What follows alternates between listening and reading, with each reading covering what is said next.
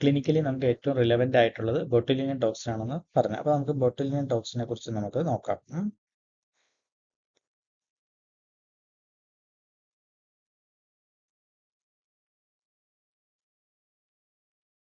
ഇത് ഒപ്റ്റെയിൻ ചെയ്യുന്നത് ക്ലോസ്ട്രീഡിയം ബൊട്ടുലിനിയം എന്ന് പറഞ്ഞ ബാക്ടീരിയയിൽ നിന്ന് ആണ്. ഈ ക്ലോസ്ട്രീഡിയം ബോട്ടുലിനം എന്ന് പറഞ്ഞ ബാക്ടീരിയ ഡിഫറെന്റ് ടൈപ്സ് ഓഫ് ടോക്സിൻസിനെ ഉണ്ടാക്കും. അതിൽ തന്നെ നമുക്ക് ഹ്യൂമൻസിൽ എഫക്റ്റീവ് ആയിട്ടുള്ള 2 ടൈപ്പ് ഓഫ് ടോക്സിൻ ആണ്.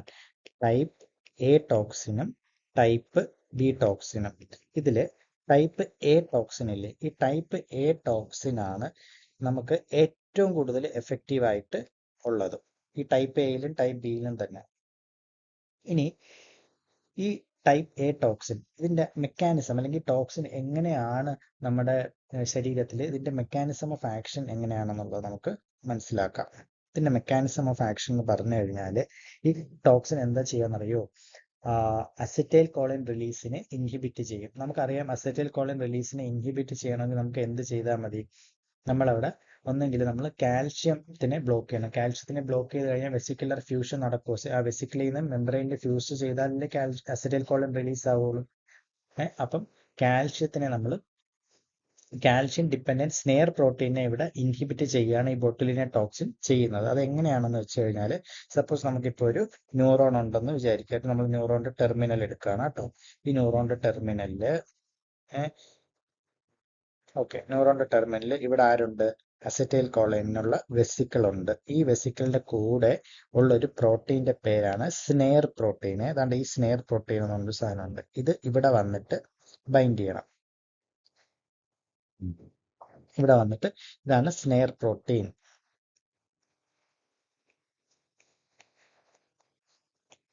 ഈ സ്നെയർ പ്രോട്ടീന് ഇവിടെ വന്ന് ബൈൻഡ് ചെയ്ത് മാത്രമാണ് ഈ അസറ്റൈൽ കോളൈൻ ഇങ്ങോട്ട് റിലീസ് ആവുള്ളൂ. അപ്പം ഈ ബോട്ടുലിനിയം ടോക്സിൻ എന്താ ചെയ്യാന്ന് വെച്ച് കഴിഞ്ഞാല്, ബോട്ടുലിനിയം ടോക്സിൻ ഈ കാൽഷ്യം ഡിപ്പെൻഡന്റ് സ്നെയർ പ്രോട്ടീനെ ഇൻഹിബിറ്റ് ചെയ്യും. ഇതെന്താ ചെയ്യാന്ന് വെച്ച് കഴിഞ്ഞാല്, inhibit calcium dependent snare protein. Calcium dependent snare പ്രോട്ടീനെ ഇൻഹിബിറ്റ് ചെയ്ത് കഴിഞ്ഞാൽ ഇവിടെ അസറ്റൈൽ കോളൻ റിലീസ് ആവോ? ഇല്ല, അസറ്റൈൽ കോളൻ റിലീസ് ആവത്തില്ല. അങ്ങനെയാണ് ഈ ബോട്ടുലിനിയം ടോക്സിൻ വർക്ക് ആവുന്നത്. ഈ ബോട്ടുലിനിയം ടോക്സിൻ നമ്മൾ പറഞ്ഞല്ലോ, ഈ ടൈപ്പ് ഇത് ഭയങ്കര ഷോർട്ട് ലാസ്റ്റിംഗ് ആണ്. ഈ സാധനം ഷോർട്ട് ലാസ്റ്റിംഗ് ആണ്. അപ്പൊ നമുക്കിതിനെ ലോങ് ലാസ്റ്റിംഗ് ആക്കണം. ലോങ് ലാസ്റ്റിംഗ് ആക്കാൻ വേണ്ടിയിട്ട്, to make it long lasting, നമ്മൾ ഇതിനകത്തൊരു ലിപ്പിഡ് മൊയിറ്റീനെ ആഡ് ചെയ്യും. ഇത് ലിപ്പിഡ് മൊയിറ്റി, ഫോർ എക്സാമ്പിൾ ഇതൊരു ബോട്ടുലിനിയം ടോക്സിൻ ആണെന്ന് വെക്കാം. ഈ ബോട്ടുലിനിയം ടോക്സിന്റെ കൂടെ നമ്മൾ ലിപ്പിഡ് മൊയിറ്റിയും കൂടെ ആഡ് ചെയ്യും. ലിപ്പിഡ് മൊയിറ്റിയും കൂടെ ആഡ് ചെയ്യുമ്പോഴത്തേക്കും എന്ത് പറ്റും എന്ന് വെച്ച് കഴിഞ്ഞാൽ, ഇത് ലോങ്ങർ ലാസ്റ്റിംഗ് ആയിട്ട്, ഷോർട്ട് ലാസ്റ്റിംഗ് എന്നുള്ളത് ലോങ്ങർ ലാസ്റ്റിംഗ് ആയിട്ട് മാറും. അപ്പൊ അങ്ങനെ ലോങ്ങർ ലാസ്റ്റിംഗ് ആക്കി മാറ്റാൻ വേണ്ടിയിട്ട് നമ്മൾ കുറച്ച് പ്രിപ്പറേഷൻസ് ചെയ്യും. ആ പ്രിപ്പറേഷൻസിന്റെ പേരാണ്, ഒന്നെന്ന് പറഞ്ഞാൽ ഒനാബോട്ടുലിനിയം ടോക്സിനെ, ONA ബോട്ടുലിനിയം ടോക്സിൻ. 2 അബോബോട്ടുലിനിയം ടോക്സിനെ, ABO ബോട്ടുലിനിയം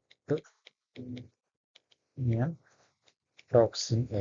ഇപ്പൊ പിന്നെ ലേറ്റസ്റ്റ് ആയിട്ട് ഒരെണ്ണം കൂടെ ഉണ്ട്, അതിന്റെ പേരാണ് ഇൻകോബോട്ടുലിനിയം ടോക്സിനെ. ലേറ്റസ്റ്റ് ആയിട്ട് വന്നതിന്റെ പേര് INCO ബോട്ടുലിനിയം ടോക്സിൻ A.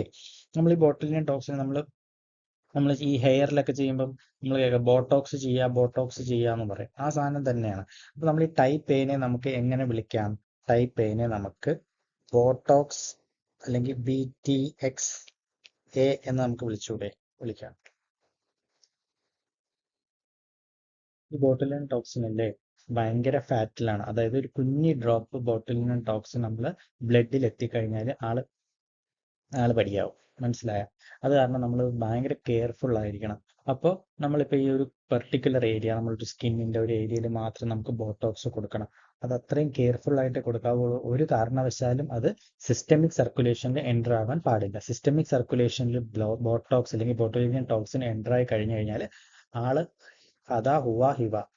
അപ്പൊ നമുക്ക് എന്താ അവിടെ ചെയ്യാൻ പറ്റുകയെന്ന് വെച്ച് കഴിഞ്ഞാൽ ആ ലോക്കലൈസ്ഡ് ഏരിയയിൽ മാത്രമായിട്ട് ബോട്ടോക്സ് നിൽക്കണം. അങ്ങനെ നിൽക്കണമെങ്കിൽ നമുക്ക് അവിടെ വേസോ കൺസ്ട്രക്ഷൻ ഉണ്ടാക്കണം. വേസോ കൺസ്ട്രക്ഷൻ ഉണ്ടാക്കാൻ നമുക്ക് എന്ത് ചെയ്യാൻ പറ്റും? വേസോ കൺസ്ട്രക്ഷൻ ഉണ്ടാക്കാൻ വേണ്ടിയിട്ട് നമ്മൾ അഡ്രിനാലിൻ ഇഞ്ചക്ഷൻ കൊടുക്കണം. Injection adrenaline should be given along with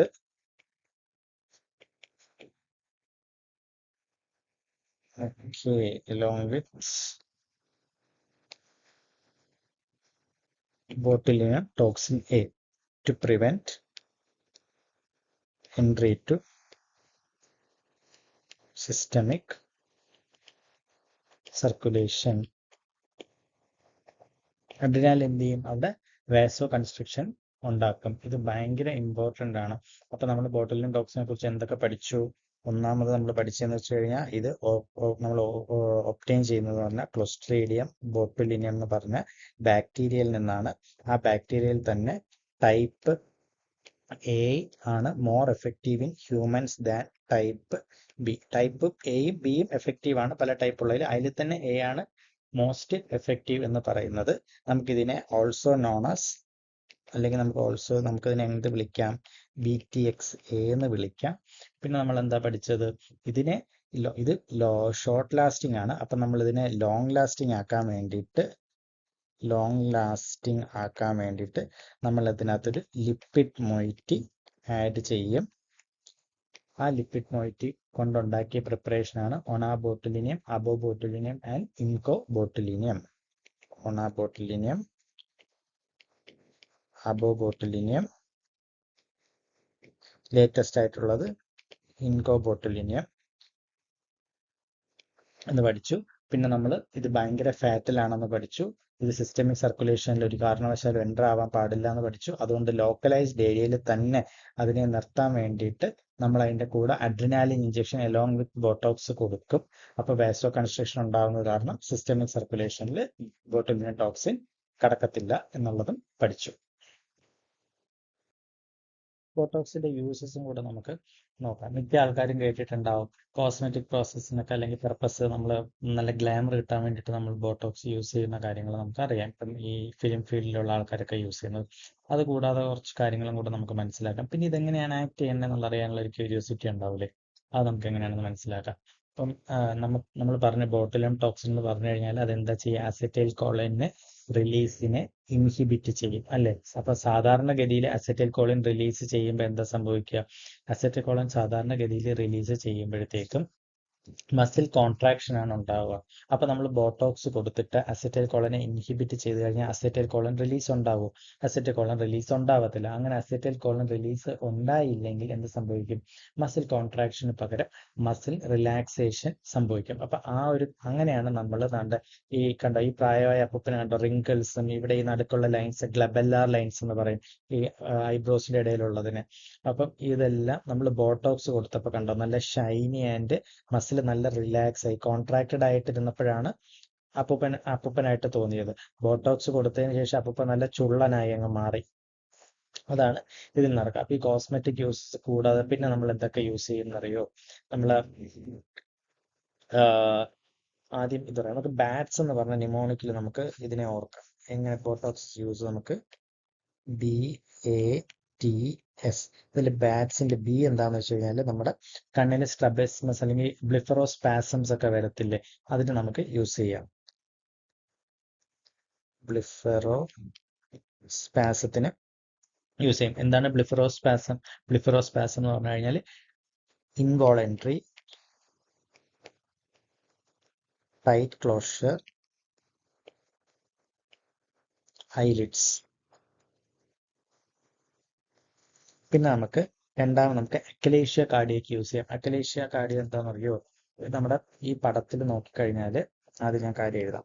അക്കലേഷ്യക്ക് use ചെയ്യാം. അക്കലേഷ്യ കാർഡിയ എന്താണെന്ന് വെച്ച് കഴിഞ്ഞാൽ ഈ പടത്തിൽ നിങ്ങൾ നോക്കിയാൽ ഇത് കണ്ടോ, ഇതിൽ നിങ്ങൾക്കറിയാം സാധാരണഗതിയിൽ നമ്മുടെ ഈസോഫാഗസിന്റെ താഴെ ഒരു സ്ഫിങ്ക്റ്റർ ഉണ്ട്, ലോവർ ഈസോഫാഗൽ സ്ഫിങ്ക്റ്റർ. ഇങ്ങനെയാണ് ഇരിക്കുക. പക്ഷെ അക്കലേഷ്യ കാർഡിൽ എന്ത് പറ്റുമെന്ന് കഴിഞ്ഞാൽ ഈ സ്ഫിങ്ക്റ്റർ റിലാക്സ് ആവത്തില്ല. റിലാക്സ് ആവാത്തപ്പോഴത്തേക്ക് മേളിലത്തെ ഈസോഫാഗസിന് ഡയലേറ്റ് ആയിട്ട് വരും. ഇങ്ങനെ ഒരു കണ്ടീഷനാണ് അക്കലേഷ്യ എന്ന് പറയുന്നത്.